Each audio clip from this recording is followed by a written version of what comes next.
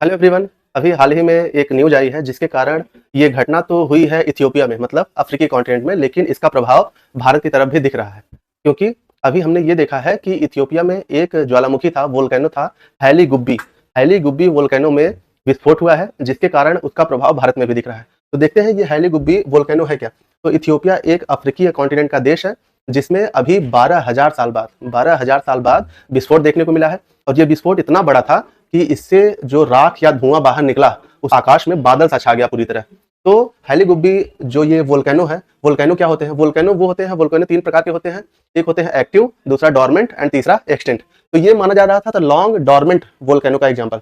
और ये long dormant जो वोल्केनो था, इसके कारण इसके वेस्टर्न वेस्टर्न साइड से हवा चलने के कारण, जिसे पश्चिमा पवन भी कहते हैं, उसके कारण वो जो प्रदूषण था एटमॉस्फेयर में, वो भारत की तरफ शिफ्ट हुआ है। भारत की तरफ शिफ्ट होने से ऐसा देखा जा रहा है कि जो राजस्थान वाला पूरा इलाका है ना, वहां पे प्रदूषण बढ़ने के चांसेस बढ़ रहे हैं धीरे धीरे करके।